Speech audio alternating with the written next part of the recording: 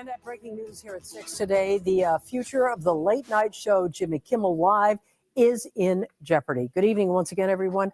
I'm Colleen Williams. And I'm Michael Brownlee. ABC is preempting the show indefinitely because of comments he made following, I should say, the assassination of Charlie Kirk.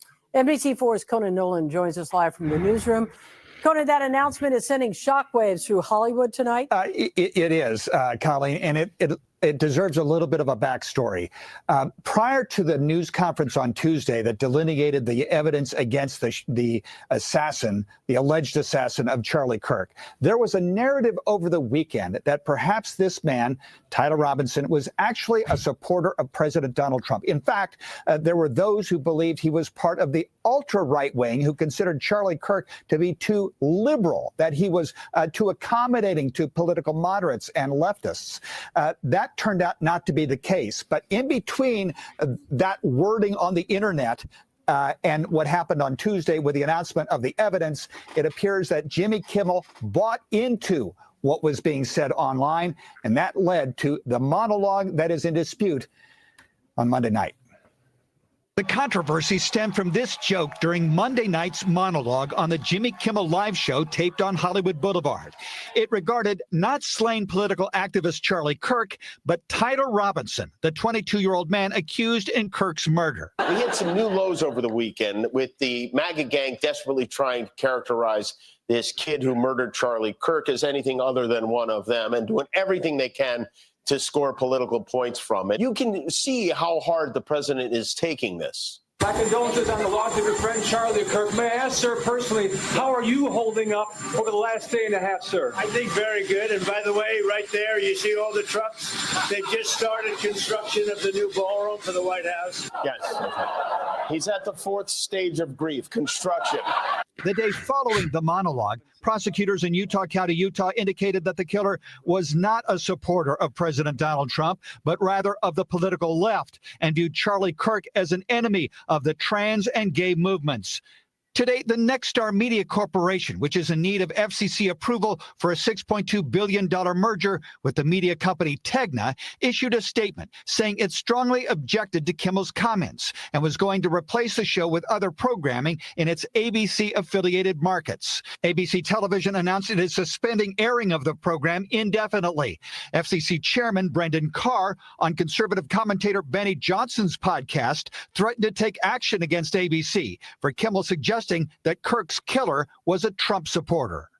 In what appears to be an action by Jimmy Kimmel to play into that narrative that this was somehow a MAGA or Republican motivated person. If that's what happened here with his conduct, that is really, really sick.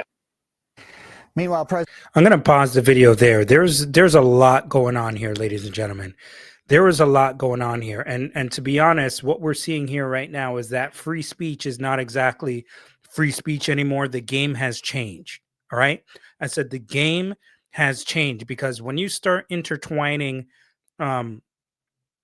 shows and politics and now the assassination of Charlie Kirk, and everybody is on edge here, people. Everybody is on edge. It doesn't matter what side you're on at this point. Everybody's sensitive to what is coming out of everyone's mouth at this point. The right, the left, centrist, it really doesn't matter. Free speech is not exactly free. There are consequences, and it's actually quite expensive. I said it's actually quite expensive because we're going to be seeing more of what's going on right now. People are afraid. Corporations are afraid. We are seeing what's going on with Jimmy Kimmel. He won't be the only one. There have been people on the right and the left who this has happened to. Jimmy Kimmel is only the latest one. Even though I thought what Jimmy Kimmel said, I didn't think was actually that bad, but you have to look at it in terms and in context, right? I mean, this could get really bad when you're looking at, saying somebody did something that's politically motivated from this party or from that party without having all the information, right? And now you have people who are going to be upset when it comes to watching your program and ABC is going to be ticked about that. It's all about money. It's all about viewings and ratings and all that kind of stuff. And now you're going to be alienating other people and all that kind of stuff. So people are going to say, okay, well, does this administration value free speech or don't they? That's one argument you're going to make on one side of the fence. And then on the other side of the fence, people are going to say, well, ABC is a business. They have the right to do what they have to do to protect their ratings, protect their station, whatever the case may be. People are going to have arguments for a whole bunch of different sides in this case. But overall, some people are going to say, oh, Jimmy Kimmel was terrible anyway. His ratings are bad and all that kind of stuff. I don't think they were. I think this was probably an excuse to get rid of Jimmy Kimmel. And this was the best thing to get him on, if you're ABC, to get him to pretty much go. That's how I see this. Because there are awful things said all over the place. And people are saying, well, where was the joke? The joke was supposed to be with what Donald Trump said. And then he was using that to tie it. It's a mess. It is a mess, ladies and gentlemen. And so you're probably saying, well, where does Stephen A. Smith come into this? Let's get to that. So Stephen A. Smith, as you know, has been doing his own show now for a little bit, and he talks everything. Stephen A. Smith, yes, he's still on First Take and talking NBA and just sports overall in general. But he's also talking culture, and he's also talking, out of all things, politics. And he's talking politics a lot. Actually has his own show. I'm going to share my screen with you again on an article that I just saw. And where there is smoke, ladies and gentlemen, sometimes there actually is fire here. Now, ABC, can you see it? Have I? Okay. Let me open this up for you. So ABC may have opened the door for Stephen A. Smith's dream job with Jimmy Kimmel suspension. For years, Stephen A. Smith has admitted he aspires to be Jimmy Kimmel's successor. I thought this was interesting because I have heard Stephen A. Smith talk about this before. I've heard Stephen A. Smith talk about this before. I'm going to read a little bit of this article to you, so bear with me here. Jimmy Kimmel being indefinitely pulled off the air creates possible void at ABC that just might be big enough to get Stephen A. Smith's attention.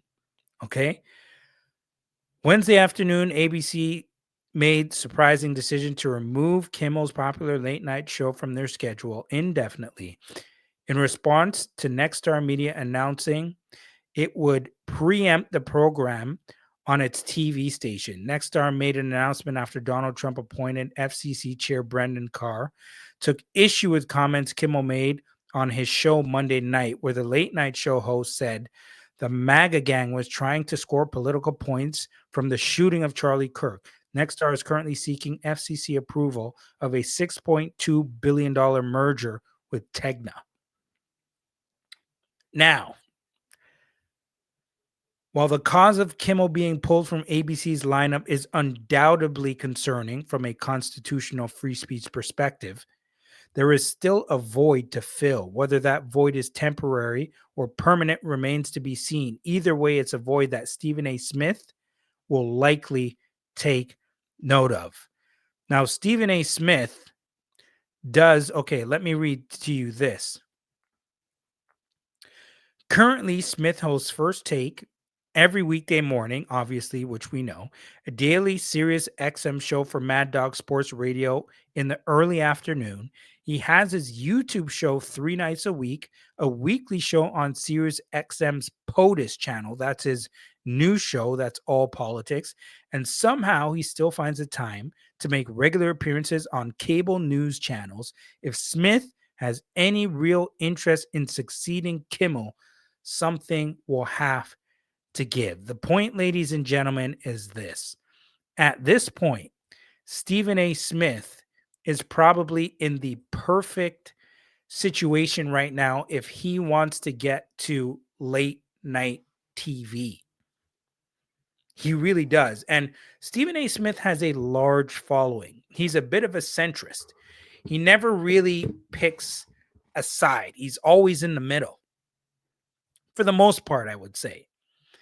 But right now with Stephen A. Smith, he can get people from the far right, far left, far or whatever, left, right, whatever, Democrats, Republicans, he can get them all because he speaks to everyone. He speaks to everybody. You can see him talking to Candace Owens. You can see him talking to Cory Booker. You can see him talking to Cuomo.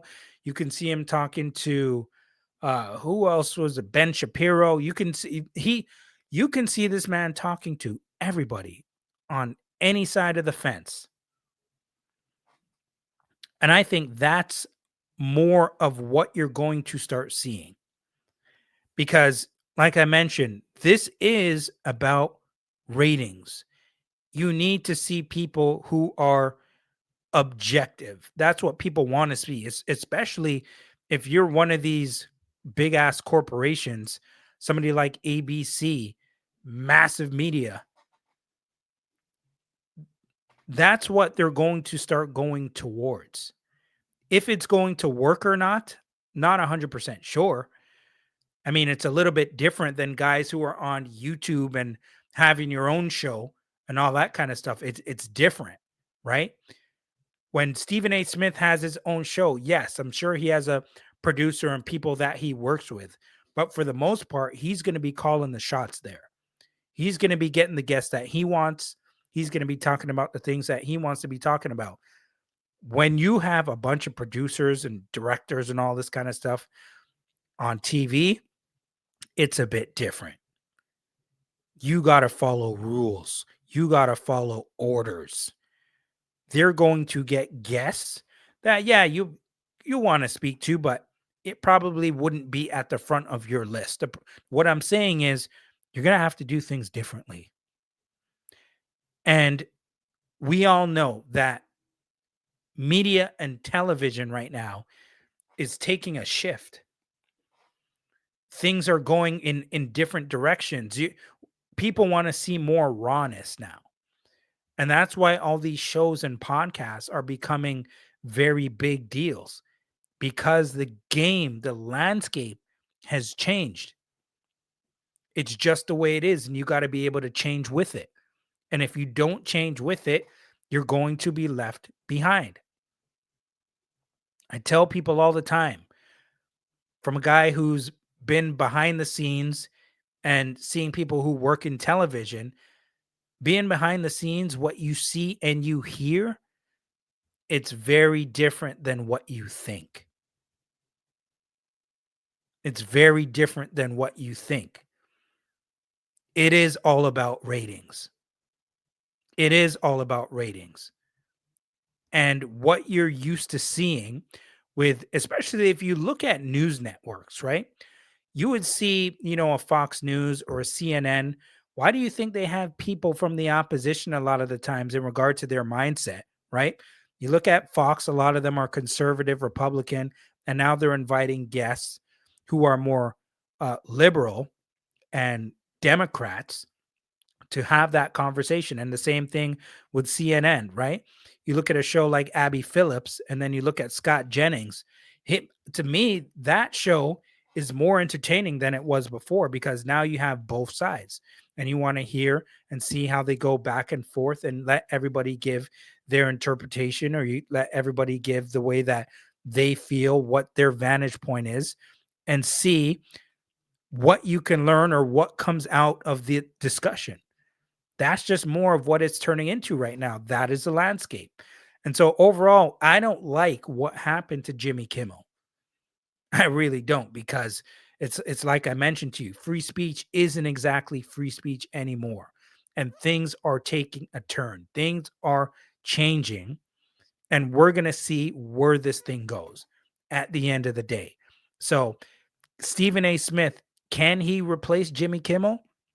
I think it's possible. Will it happen? I don't really know. But like I mentioned, where there's smoke, there's fire. He has talked about it before. He has been on in late night replacing, I believe, Jimmy Kimmel before, at least a couple times, Stephen A. Smith. So it'll be interesting. We're going to have to pay close attention to this. We'll see what happens, but it is a very interesting story. This is the Mike Roach Podcast. piece about.